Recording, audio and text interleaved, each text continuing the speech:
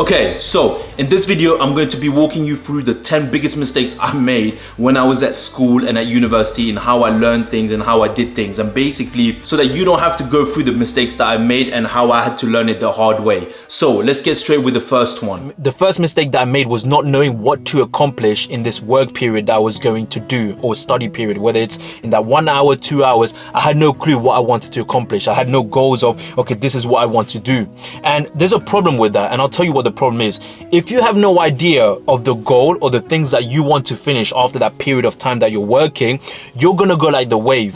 And the reason you're gonna go like the wave is because you are going to be controlled by your emotions. When something is hard, when you're going and doing the work and you're finding it something very difficult, you're gonna give up because you don't have that goal at the back of your mind saying, okay, I've got to finish this, I've got to do this within this time frame. So it's very important that you set yourself a goal. Like, it could be, I need to finish a certain number of questions, I need to finish 20 questions after 2 hours, I need to finish this topic that I'm learning, understand it after this 2 hours. Set yourself a goal, because that means when it gets hard, and it will get hard, you know in your mind, okay, my goal was I need to finish this. So whether it's hard or not, I have to finish this. And it gives you accountability, which means that you know, okay, I cannot leave my place until I get this done, right? So you might get to a stage where, okay, you might need a bit more time because you're still in it, but you need a bit more time to finish it off. No problem. Extend it by another half an hour, extend it by another hour. It doesn't matter, because when you're in it, you are in a state flow. And when you're in a state flow, everything just connects. Everything just, the dots are all connected and it flows and you understand things, right?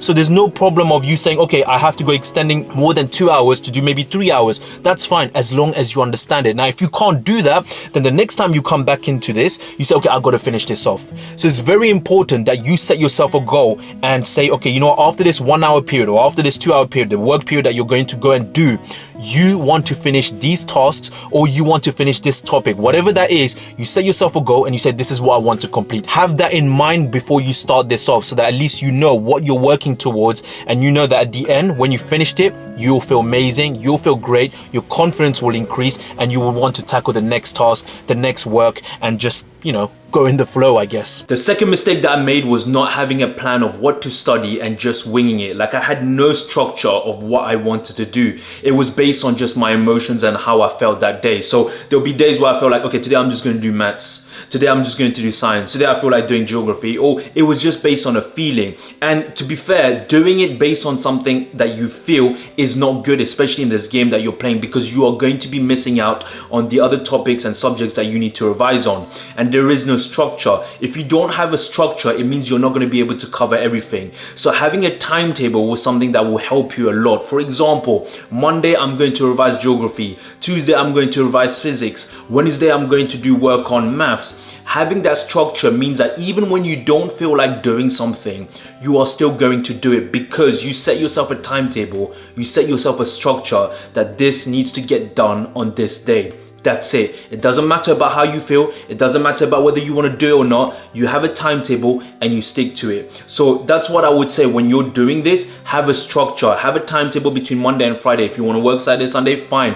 But have a timetable and know what you're going to be studying on those days for how long. So that means that, you know, when there are times when you don't feel like doing it, or you just don't have the motivation and you're not dedicated, you set yourself a timetable, which means you have to be accountable and take responsibility for that. And that will give you a higher probability of actually doing the work and being more structured and covering all the topics and subjects. The third mistake I made was trying to copy how others are studying, how others are learning, how others are revising. I looked at, okay, if everyone's making Anki notes, or if everyone's making these kind of revision notes, or if everyone's using books or having a certain way of revising and learning, I should do that too, because if it's working for them, it should work for me. And I realized that wasn't the case. I saw that, okay, I tried to do those methods and I saw that, okay, it wasn't registering. The information wasn't registering. It wasn't working.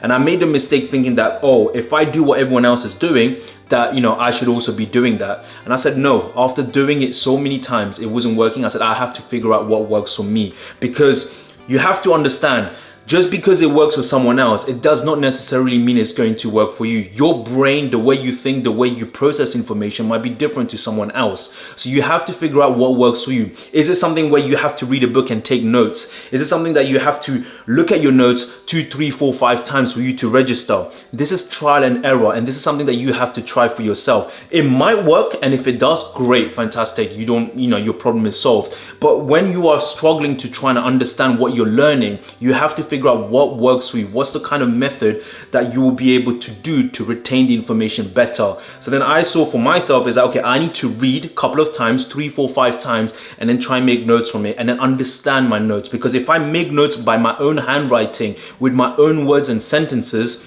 I realize that I'm able to retain the information more because I'm having to think of coming up with my own words, my own sentences based on what I understand. And that means that I retain that more in my head as opposed to just trying to, read something and memorize something. So you have to understand when you're trying to learn, work, study, revise, see what works for you as opposed to looking at what everyone else is doing, because you'll be wasting a lot of time, especially when it doesn't work. The fourth mistake I made was taking too many breaks.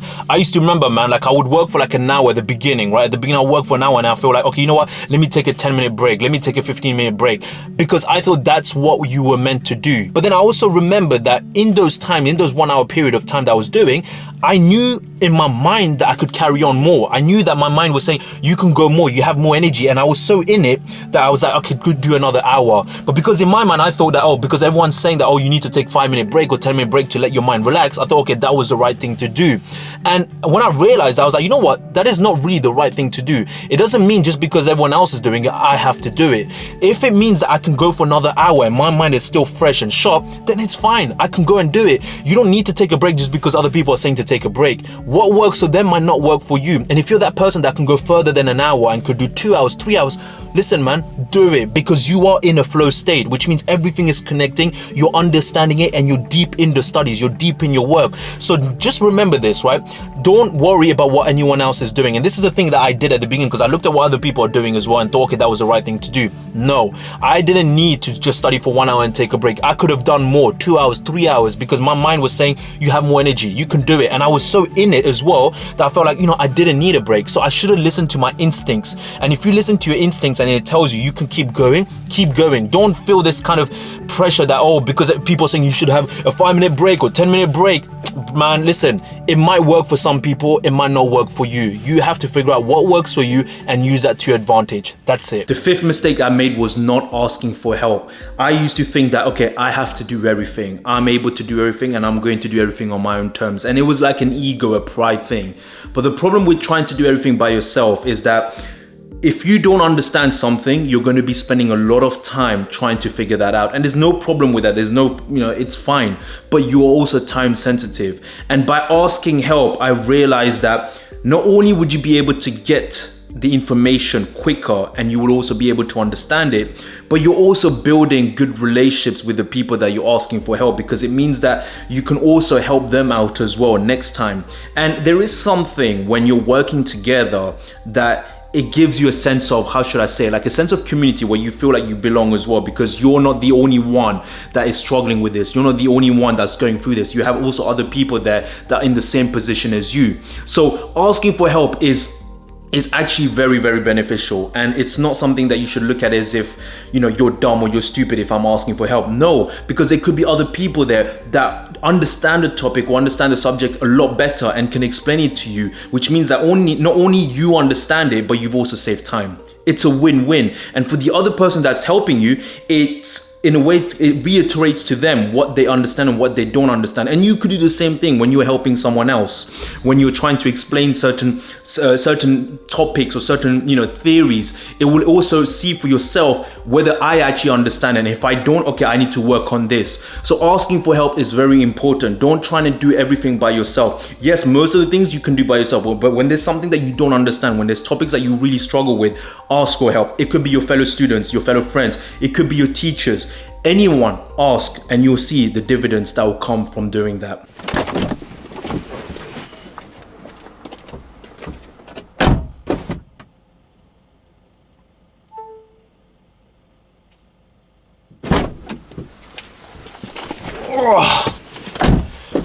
Right. The sixth mistake I made was not focusing on my weaker subject. You see, I remember I would always focus on maths because why? Maths was something that I was good at, I enjoyed, and I was strong at.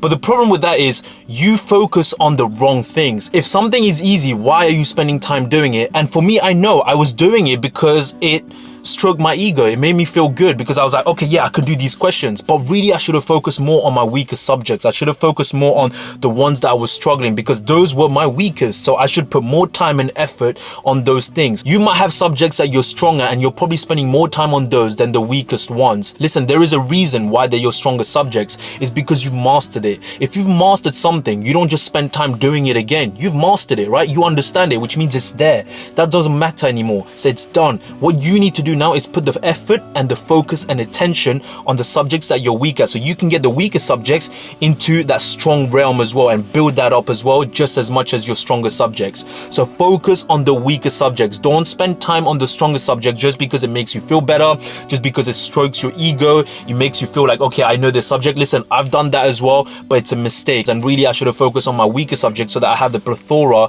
of the knowledge throughout all the topics and the subjects, as opposed to just being focused on one. There's nothing wrong with focusing on your strengths, but right now in the game that you're playing right now, it is that you have to be able to do all your subjects. Once you move past that and then you start specializing in a certain field, that's different. Then you focus on your strengths. But right now, the game that you're in at the moment, it's like you have all these subjects that you have to focus on and make sure that you get the grades. So understand the game that you're playing. Once you understand the game that you're playing, knowing that you need to do all of this, then you will understand it better of what to focus on and make sure that you focus on your weaker subjects as well, so you can get that to a strong point. The next mistake I made was taking the easy way out. When I did not understand something, when I struggled, I would try for a bit, and if I still did not understand it, I would move on.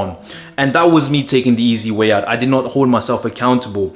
But the thing that I did not realize was, by me moving away from something I did not understand, that thing that I did not understand was always going to come back and creep in again. And this is the problem. When you're trying to move away from something and not solve a problem, that problem will come back again. It will find its way back to you. And as opposed to actually solving the problem and trying to find a solution to the problem, I moved away from it. I took the easy way out because I was like, you know what? I can't be bothered to do this. This looks too confusing. This looks too difficult. Forget it. I'll just go and do something else, or I'll revise something else. No. When something you are doing you do not understand or you're struggling with, find a solution to solve that. Find a way of understanding what's happening and what can you do to understand this. Because if you move past that, if there is a question, a topic that you don't understand, and you move past that, the problem has not been solved. Does that make sense? The problem has not been solved. And if the problem has not been solved, it means that there is still a problem there. And that underlying problem needs to be fixed, because if that problem comes back again, and it will, how are you going to solve it? How are you going to resolve it? You can't, you won't, right? Because you moved away from it. You took the easy way out. I took the easy way out. So what I did then is, when there is a problem that I do not understand, if there's a topic that I don't understand, if there's a theory that I don't understand, if there's a question that I don't understand, I try and solve the problem there and then, because it means that I've solved it. It means that I don't have to come back to it. It means that it's not going to come back and haunt me. And it's just less stress. It means I've done it and I understood it, but I find a way to solve it. So take yourself seriously, hold yourself accountable, and don't take the easy way out when you don't understand something. The next mistake that I made was trying to memorize everything. I thought, okay, by me memorizing all this, yes, I'm gonna retain it. But the problem in me thinking that was that I wasn't actually understanding what I was learning. You see, there is a difference between memorizing something and understanding something. When you memorize something, you're memorizing for the sake of just holding it in there, right? Which means that maybe you can hold it for maybe a week or two before the exam, maybe. But when you understand something, you retain it for a lot longer, because essentially you understand what you're learning. It's registering, it's clicking. But when you're memorizing something, you're just doing for the sake of just kind of regurgitating. Think about it. When you had an exam that you were trying to memorize for certain topics, you wrote the answers, right? Fine. What happened the next day or the day after? You probably forgotten what you memorized. But when you understood something, what happened? you still got it there. You still had it there. And that is the difference. That is the mistake I made, thinking that, okay, I have to try and memorize everything. Yes, there's certain subjects that you can memorize certain bits, but if you're able to understand what you're learning and actually understand what it's asking you, what the theory means, you will be able to connect the dots a lot more, which means that even if they ask you a question in a different way, because your understanding is so in depth and so in detail, you'll be able to know how to answer that question. So understand the difference between memorizing and understanding. Memorizing helps in certain occasions, but you should be able to understand and try to understand as much as you can. And that goes with even after, like just in life as well, when you're learning something, when you're learning a skill, understand the skill as opposed to trying to have a quick shortcut, because memorizing is a shortcut. It's just a quick way of just trying to do something and gain something. But you have to understand that you have to understand. Yeah, that's a bit ironic. You have to understand that by you understanding it, you will be able to retain the information a lot longer, and you will be able to understand the things that's happening and questions that's being given to you and just the theory in general. Leaving things last minute. That was my next mistake. I mean, I always used to say, you know what, I'm going to do this 2 weeks before the exam. I'm going to do this 2 weeks before the deadline or 1 month before the deadline. As humans, we have this tendency where we like to keep things or leave things late, and if we say we're going to do it because our mind knows that, okay, the deadline is coming, when it's 2 weeks or 1 month before, I'm just going to go at it. Okay, yes, to a certain extent that can work, but when there's so much piling up and you're leaving everything last minute, that is not a good idea, because there's going to be a lot of pressure, a lot of stress, and a lot of anxiety, and you don't want to take that risk by thinking that, oh, I'm going to do everything last minute. Only few people can do that, and they're able to, overcome that. But for most, it is difficult, because you're going to feel the pressure, you're going to feel the overwhelming heavy burden that you have to cover all these things in such short period of time. So I made that mistake, realizing I thought, okay, you know what, I could do all of this, no problem. No, I couldn't. And I had to sacrifice certain things because of me not being able to cover everything. So what you want to do is have an organization. Know that, okay, if an exam is, I don't know, in June or May, or if a work needs to be done by a certain deadline, give yourself plenty of time. I mean, it goes without saying, right? Like, give yourself plenty of time so you know you're going to be able to do that to your best of your ability and give that work the best that it can come as. That is important, and that is something that you want to be doing more often, because you're going to come up with deadlines. Life is going to come over left and right, and you need to be able to know how to manage that. And if you know how to manage that and have still enough time for you to do the work, you got it. You won. The last mistake I made was comparing myself to others. This is something that we all do, okay? As human beings, it's like it's innate in us. Innate. It's innate in us to compare ourselves with other people, to see where we stand. It's like a hierarchical order, right? And look, there's nothing wrong with comparing, but you have to understand what you're comparing for, because if you're comparing for the wrong reasons, for example, oh, this person's got higher grades than me, how is this person doing better than me, what the heck? And that will bring you down, because you're going to compare your situation where you are with someone who's doing better than you, and that's just going to make you feel depressed. It's going to make you feel like you're not good enough. It's going to make you feel like you're stupid and dumb. Instead of you comparing, like, comparison is going to happen, okay? Let me just put it that straight away. Comparison is going to happen. You can't stop comparing. But what you can do is change the subject of what you're comparing. So instead of you comparing yourself to someone else, compare yourself to the person that you were a week ago, a year ago, a couple of months ago, yesterday, and see, okay, is there any tiny improvements that I made from the person that I was yesterday, from the person that I was last week? That's the person you want to compare, because like I said this before in my previous video as well, you are doing your life your own way. No one can do your life better than you, okay? The circumstances, the situation, the parameters that's in your life is unique to yourself, not to someone else. Just because someone else is having a better, has better grades, or is better than you intellectual, or has a better life, doesn't mean you're stupid, doesn't mean you're dumb, doesn't mean your life is in tatters. Their parameters is different. Maybe they've worked a ridiculous amount of hours, maybe they've worked a ridiculous amount of years for them to get to that stage, which no one talks about. You have to take that into consideration. Everything is perspective. So I made the mistake of me comparing myself to other people. It brought me down. It made me feel like shit, because I looked at other people doing better than me. And I said, okay, you know what? I've got to try and stop that. I've got to try and look at myself for who I am and try and do what I can to the best of my ability. That is all I can do. Whatever happens after that happens. It's out of my control. But as long as I know I've given it my 100% effort, that's important, 100% effort, then that's good. Whatever happens, happens. Listen, man, like, life is short, Okay, life is short, and I know right now you're young, but you'll realize to yourself, shit, how did 30 years go? How did 40 years go? How did 50 years go? And all this time, I was just looking at other people. I was comparing myself with other people. Is this the life that I want to live? Is this the life that I want to compare myself to and keep thinking like, okay, this is how I live my life? No. Focus on you. Focus on what can I do to become the best version of myself. I know it sounds cliche, but what can I do? What can I improve on? What are my weakest things that I used to have that I can now become stronger at and make sure that it doesn't happen again? That's the thing that you want to do. And then when you start progressing and you start focusing on that, you'll realize that, my gosh, your level has gone to that so high that, you know what, everyone else that you thought were better than you are now nowhere there, because you've just focused solely on yourself. You didn't look at anyone else, you looked at yourself, and you've gone to such a high level that you didn't even realize how high you went. So the takeaway here is, don't compare yourself to other people. Look at your journey, look at your path, look at the person that you were yesterday, look at the person that you were 1 month ago, and see, have I progressed? Have I gone up? If I have, great, and I need to keep going that way. So hopefully you were able to take value from this video. If you have, give this video a big thumbs up, would really appreciate it. And yeah, man, listen, we all make mistakes. I've made mistakes. I've made so many mistakes. I still make mistakes. But remember, it's not about the mistake. It's about what you do once you made the mistake. How do you react to that? What do you do going forward? That is the most important thing. Everything starts from zero. When are you going to start? Peace.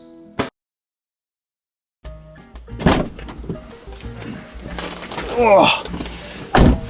The sixth mistake that I made was